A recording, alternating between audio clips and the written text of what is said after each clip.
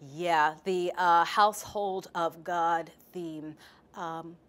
The initial instruction. Okay, so to explain the process, I received the news. Congratulations! You've been invited to draft the Bible study for 2012-2013. Yay!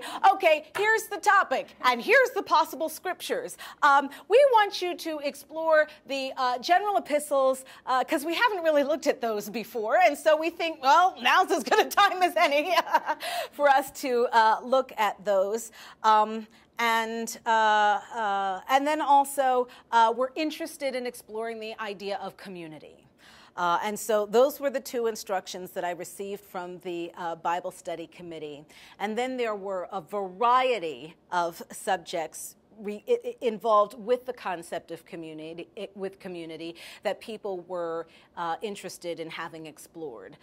Anything from worship tradition to multi-generational considerations, to society, church and society, to discipleship, just a range. I mean, these are very broad and rich and full concepts to explore in 10,000 chapters versus 9 chapters. So to the process of discerning how to anchor the study. And in the process, I had come up with a couple of different outlines for the exploration. And what emerged were certain characteristics of being in community.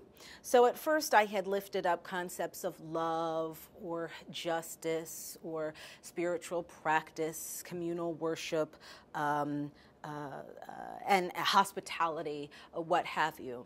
And I had thought about just having different themes, that a community embodies.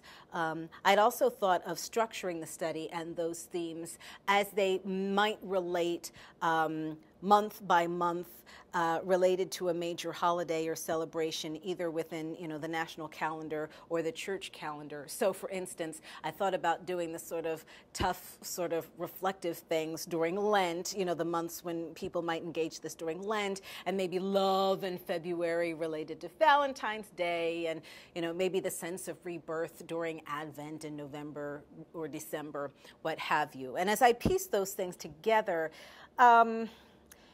some places worked better than others, and actually in terms of structuring the texts, it was a little bit difficult to maintain that theme. So as I revisited and grew more deeply in getting a sense of the scriptures, I committed early on to exploring all of the general epistles, 1st and 2nd Peter, 1st through 3rd John, and Jude. I was given the opportunity to narrow down some of those, but really I thought, because these are often neglected texts within the Revised Common Lectionary and within Bible study, I'm not so sure that people would circle back around anytime soon to pick these up. So I thought it would be better to do them all and to introduce them to many people than it would be just to narrow down one or two or a few, though that might have been an easier approach for the sake of coming up with a neat theme. But even so, because there's the variety of letters that are addressed to a variety of communities or individuals, they are in many ways very different. So what are the underlying principles that would unify the study and relate specifically to the theme of community? And it became very clear that one of the common themes throughout all of them was the idea of Christians coexisting as a family, with God as a divine parent. So it just became clear, okay, community is rooted in the metaphor of family, which then gives you some really interesting conceptual meat hooks, if you will, on which to hang the information. So if we consider ourselves as Christian family, well, there are the people that make up many families. And there are just the aspects of family life, like living within, a structure or a house within God's household. And so I tend to be a visual thinker. And so I could just sort of see the image of the family of God along with, conceptualizing the ideas.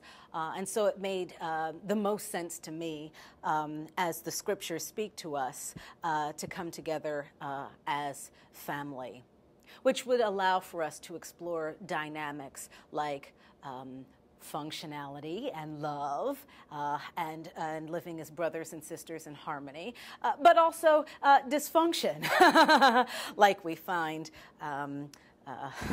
that often abused saying, perhaps the church is one of the best institutions of putting the fun in dysfunction.